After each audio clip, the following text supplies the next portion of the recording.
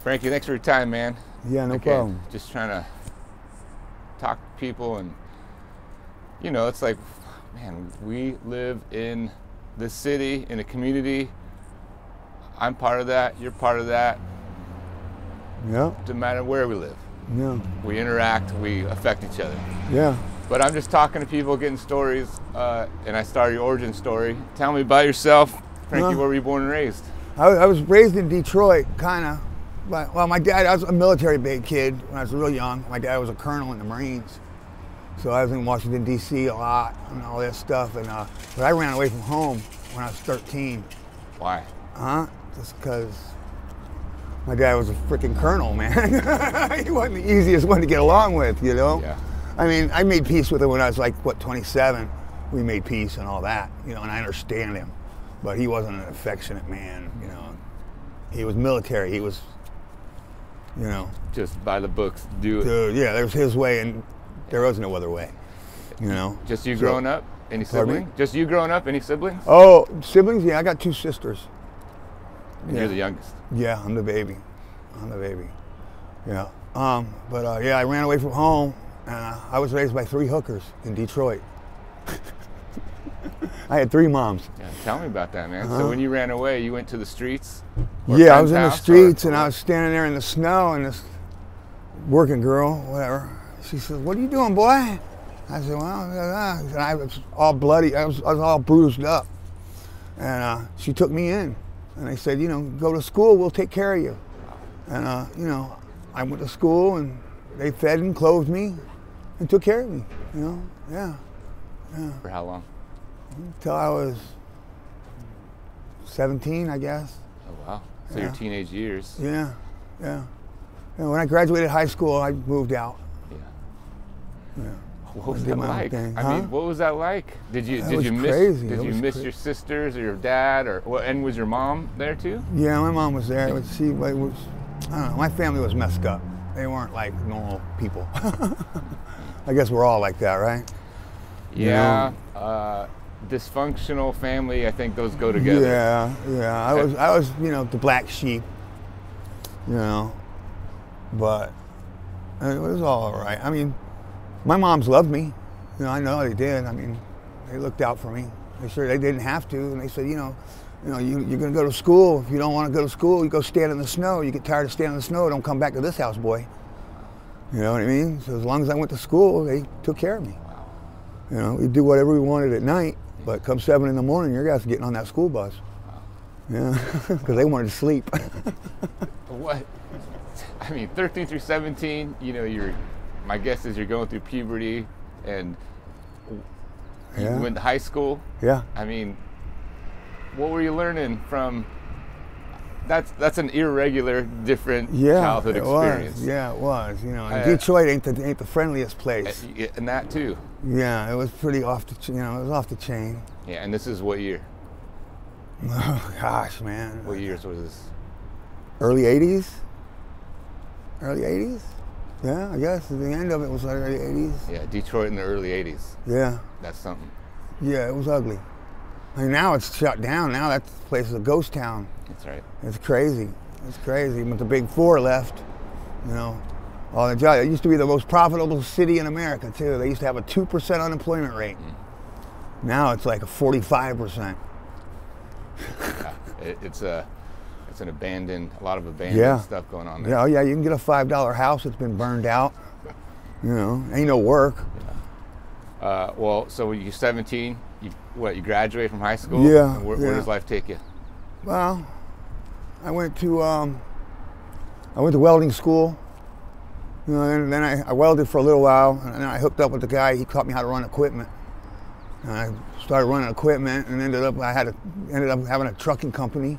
A couple dump trucks and a loader and a little dozer and stuff, and did my thing, moved to Florida, got married, did that. It was a good 7 years. It was the good time. Then my wife got sick and ended up having to sell the trucks and all that, and take care of her, get her chemo and all that, and then she passed away.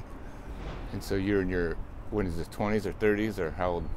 I was in 40. Okay. Yeah, 42. So you were married for 7 years. Yeah, 7 years, and now it's with her forever. Yeah. With her for a long time. Yeah. How'd you guys meet? Huh? We were at the party, and she says, "Who are you?" I said, "I'm the next man you're gonna blame." Where'd you get that line? I don't know. I just came up with it. But yeah, she was great. She was a trust fund baby. Yeah. Her mom was a centerfold in Playboy in the '70s, early '70s, and her dad was an airline pilot for American Airways. Like, we used to get free flights all the time. Like, I've been to Greece and Turkey. This one Arab guy wanted to buy my wife for 9 camels. I used to tell her I should have took the camels.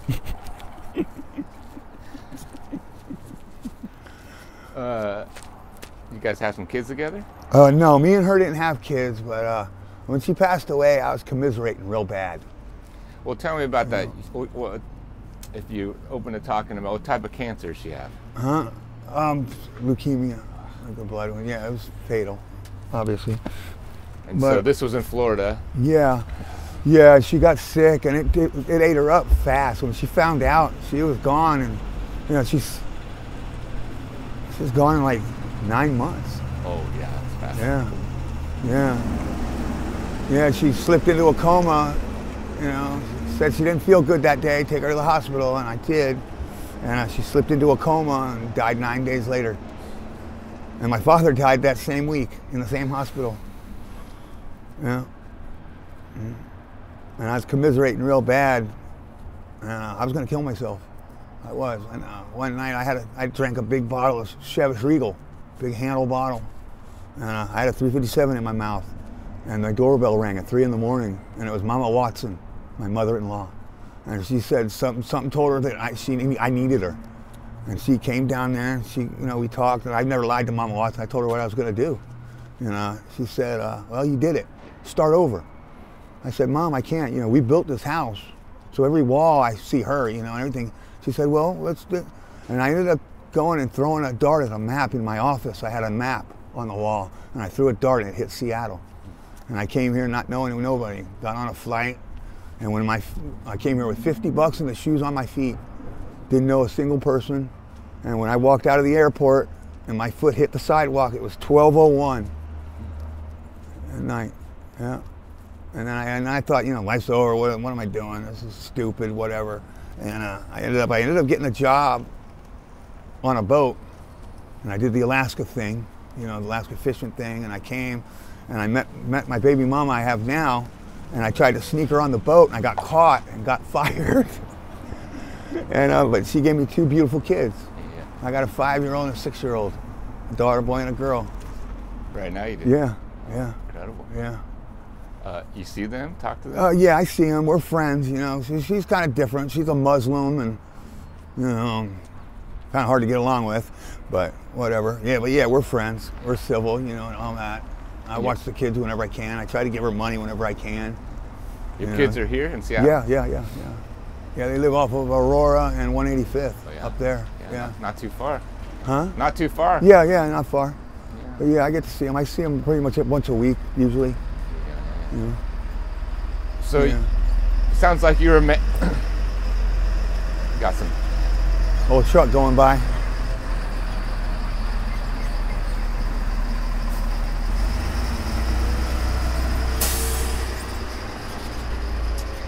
But you got some skills, man. You can weld. Yeah. And you said you know how to drive some.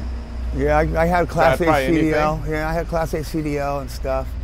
And for some reason, Florida says I got to put a hold on my license from some in 1987, which I asked them, what is it? They can't tell me because it went into collections, and the company that did the collections went out of business. Right. So I've asked them too, where do I send a check? And we don't know, but they won't lift the hold on my license. Huh. My older daughter is down there. She was going to go to the court. I talked to her last night, actually, and she was going to go down to the courthouse for me and see if they can figure it out. Yeah. Try to get it done. Yeah. But I'm a heavy equipment operator and diesel mechanic. Yeah, you got skills, man. Yeah. we were talking earlier about your oldest daughter. You said you had her when you were 15. No, my oldest daughter. Yeah, I had her. That one when I was 15. Her name's Maria. And so you were living in Detroit with your moms. Yeah, and I met her, and her dad hated me because of where I lived, because we were just a crazy house. My house was crazy, and he found out she was knocked up and sent her to Spain to live with her grandmother, and I never seen her again. Wow. Yeah. But you're in contact with your daughter? No, this is another daughter I have. Okay. I have another daughter in Florida. I got them from coast to coast. Gotcha. So 4 kids total? Yes. Okay, gotcha. Yeah, 4 kids total. Yeah. All right. Gotcha. So the Spanish daughter you never met? Never met her, no. Met her. So, she'd be like 36 years old or something like that, right? Yeah, I mean, she's something like that. Wow, that's a whole nother story. Yeah. Does she know? Is she wondering? Yeah, well, she got her mom gave her my last name just to piss off her dad. All right. But yeah. Well, man, I mean, there's still time. You never know. Yeah, you never know. Might come knocking on a door one day. That's right. Yeah. You never know. She'd be welcome. But your daughter, who's 27. Yeah, I got another daughter in 27. She's in college. She got a self-made academic scholarship for Stanford. Nice. Yeah, her name's Frankie Ann. Yeah, really cool. That's a really sweet So I did something right because her mom left to be a crackhead when she was 5. Wow. And I raised her, but she kind of raised me. Because back when I had my company, my trucking company, she used to do payroll for me when she was 13. Right. She would do. So she fired me for 3 weeks one time. Right. Well, she's getting ready for Stanford there. Yeah, she's in school now. Yeah. She learned something. Yeah. Wow. Yeah, she wants to be a coroner doctor, a pathologist, coroner, whatever, the one that tells why you died. It's like the hardest field. I don't know. She's like a professional student, I think. She's been going to school for, I think, 8 years now.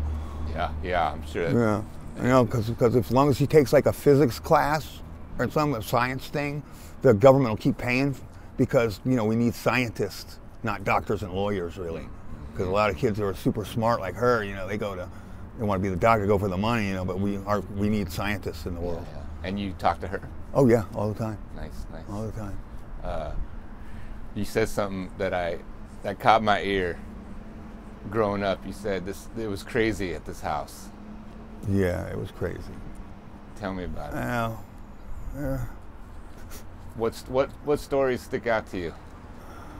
Or a couple? Well, we were little car thieves and stuff back then, in Detroit. Yeah, it was a different kind of city, a different way of life there, a totally different place. It's not anything, we were gangsters, we were really gangsters.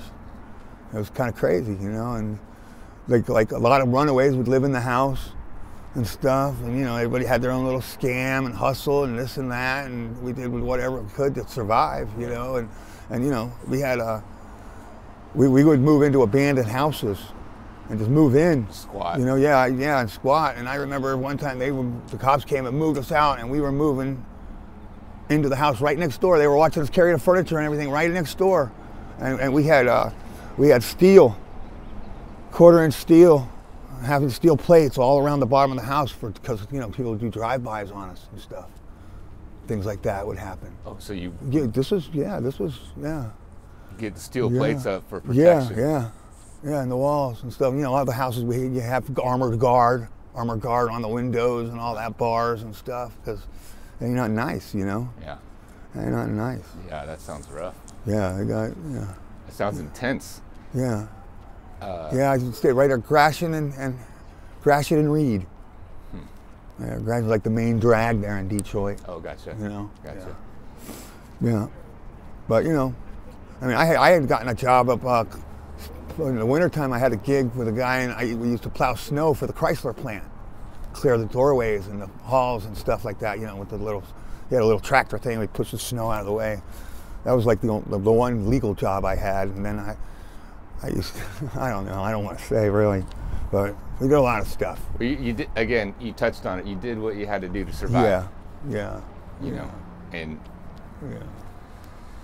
Like, I remember one time in Detroit they have a thing called Hell's Night, the night before Halloween. And a lot of places will set fire to their stuff to collect the insurance. Like the whole sky in Detroit will be glowing from the fires. And so this is for real now. We had a jewelry store that the guy wanted to get done, you know, and he left the safe open. He took most of the good stuff, right?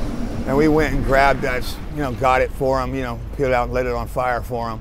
So he contacted you and said, hey, this is the plan. Yeah, he got the insurance money and all that and kept most of the good jewelry. But we had 2 garbage cans with about that much full of jewelry.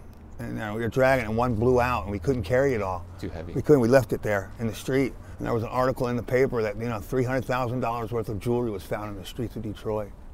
And we put that stuff in a pool table under the slate. And we used to take pieces up into Canada and sell it. And we lived off that for 5 years. Oh, wow. Yeah. 7 of us. That's stuff you see in the movies. Yeah, yeah, that's what I said. We were gangsters, man. It was crazy. It was crazy. You know, and we had cars. Like when they raided our house one time, we used to burn houses out around us, but all the houses over there, they kind of have like outside garages, right? And they got 27 Trans Ams. Just from those garages? From those garages around us. Yeah. Yeah, like I said, it was a different youth, you know? It wasn't like, you know, it wasn't rainbows and unicorn farts. You know? Yeah. But we did what we had to do. You know, we didn't hurt nobody, not really, you know? We just do what it was. That's the way it was. Yeah. You know? I mean, my guess is... Eat or get eaten. You know? Yeah. Eat or get Survival of the fittest kind Yeah. of thing. Yeah. You still talk to any of those people that you ran with back then? Well, my one mom, she's in prison. I still write her and send her money when I can. But she got a life sentence. Out of all the kids that I hung with, out of all the group, you know, we had groups of kids in school. You know, your little group. Yeah, yeah. You know, about 25 kids or so, right? The little clan, right? The block, you know, on the block. And we used to play baseball and all that stuff, right? Well, out of all them kids, there's only 3 of us alive, and 2 of them have life sentences. I'm the only one on the street. Wow. The only one. Wow. Yeah. Yeah. Well, let's talk about a little bit about when you came to Seattle.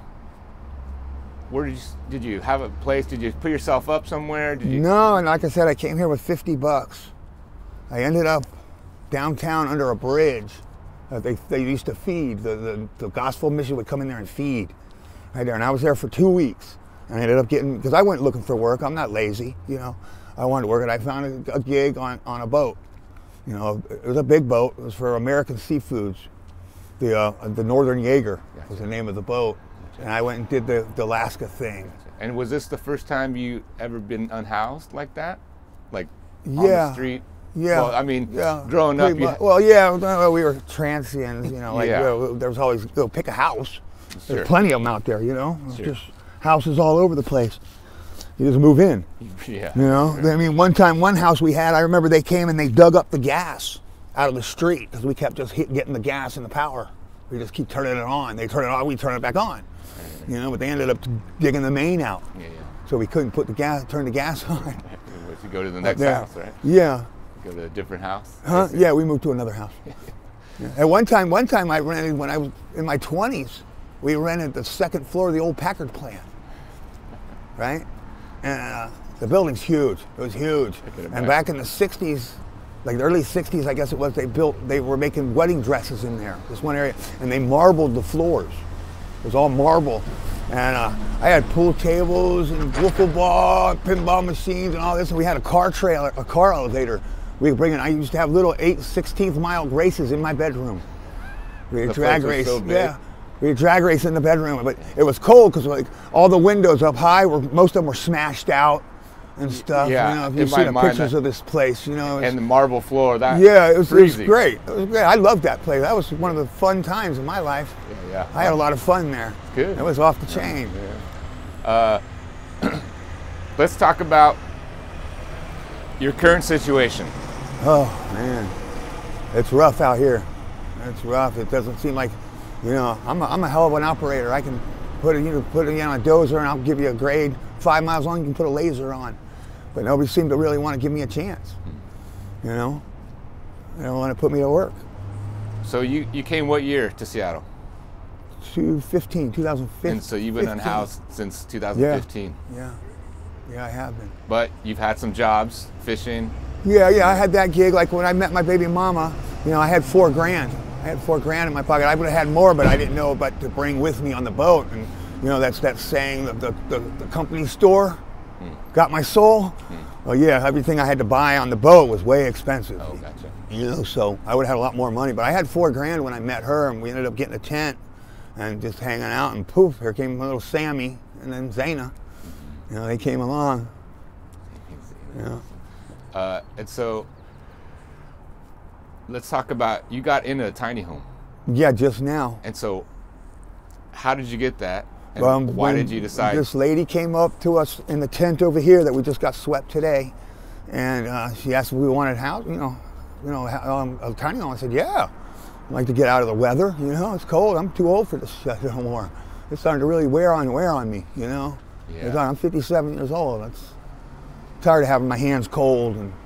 And was this the first time you'd been offered a tiny home, or had? I've been offered before, but it was like they ran out of houses. This one time I was up on Aurora on 96, and they got swept there, and they said they were going to give us, and like there was like 4 of us at the end there where we were standing in line. Sorry, they're all gone. Yeah, gotcha.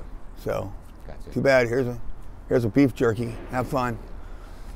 But you finally got into one. Yeah, I got into one, couple but days ago. Yeah, and they put me in a place, but it's for it's for Indians and black people, you know. So I guess basically they said I was too white, so they're throwing us out tonight. They gave us 3 days, and they're making us leave tonight. So after this, after helping my friend and losing my stuff over here, which I did have a suitcase of clothes and some food and stuff, I lost that because I was helping him, and they wouldn't let me go back over and grab it, whatever. You know, like it would have hurt to let me grab my suitcase, right, in a cooler. But so I lost all that, you know, again. Well, let's run through this sweep. Tell me about that, because you guys, you and Paul were in a tent sleeping. Yeah. And tell me about this. Like, what happens? What they come up and they tell you, they gave us the note. Well, they stuck the notice on my tent this morning, telling me that we're getting swept now, because I guess they don't have to give you 3 days notice anymore. You know, I guess that's the new thing, you know, they just throw you right out, you know. And I was helping my buddy Adam, you know, he's a good dude, he helps everybody out around, you know. And I was helping him, and then said, you know, at 9 o'clock it's shut down, you can't do nothing else. And I couldn't go back over to my tent and grab my stuff. So I lose it. And so you guys were just grabbing what you could? Yeah, we were just trying to grab what we could for him, you know, a lot of stuff. And it's a shame. He lost thousands of dollars worth of stuff over there. You saw all that stuff? And all that stuff ain't gonna go to the dump. Them guys are gonna take all that stuff home, or a little pawn shop, or whatever, because it's all good stuff. It's all good stuff. You know? Yeah, I mean, it's 26-foot aluminum ladders and stuff. Yeah. All that stuff is gonna go, and that's all stuff we worked. You know, Adam would, like, if I got a gig, you know, painting a house, I could say, Adam, let me borrow a ladder, take it.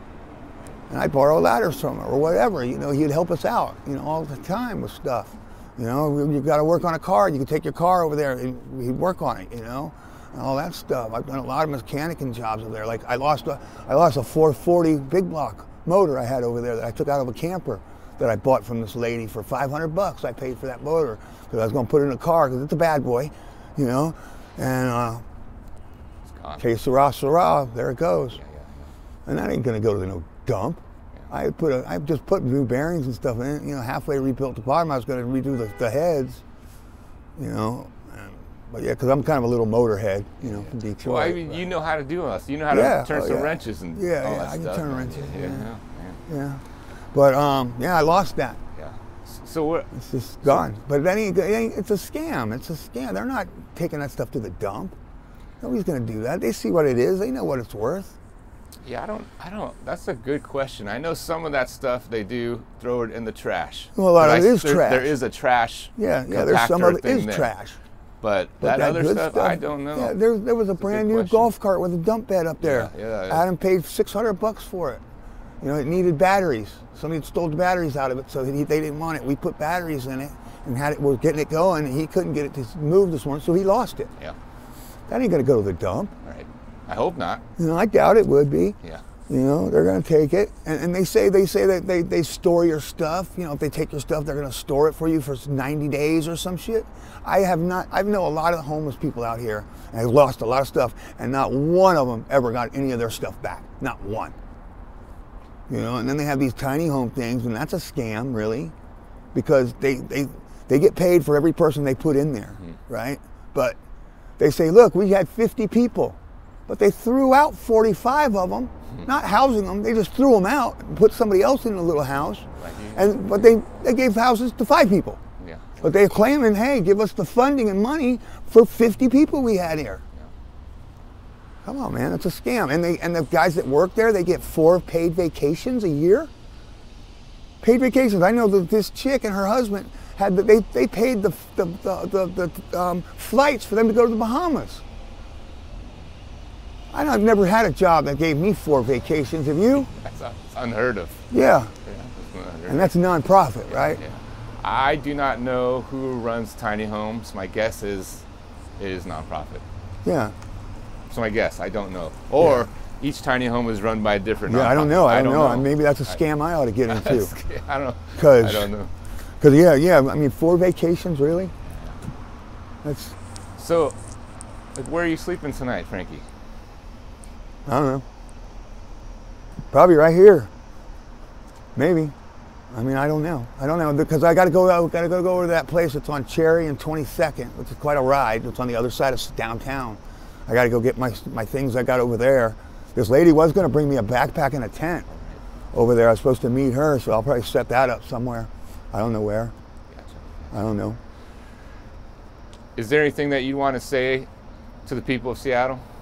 You know, not all of us are messed up. You know, we're good people out here. You know, not everybody's a dope fiend or you know, a criminal. Well, you know, but there's good people out here. You know, we try and be careful because it can happen to you real easy. You know, real easy. I mean, I left 10 acres in Florida. I walked away in Jupiter, Florida. I had 10 acres, 10 miles from the beach. When I got here, it rained for 73 days. When I first got here, I said, what did I do to myself? No sunshine. But it's all right. I like the flowers here. You know, you guys got a nice batch of flowers growing. Yeah, I'm glad you can see the... Yeah, oh yeah. Life's good, you know, I thought my life was over, and I got 2 beautiful kids, you know. Yeah. I'm glad to have them. Yeah. You know. Man, thanks for sharing part of your story, man. It's good to hear your voice. Yeah, all right. I appreciate it. Yeah, thanks for listening. Yeah, you got it. Yeah. Yeah, let me grab that little mic.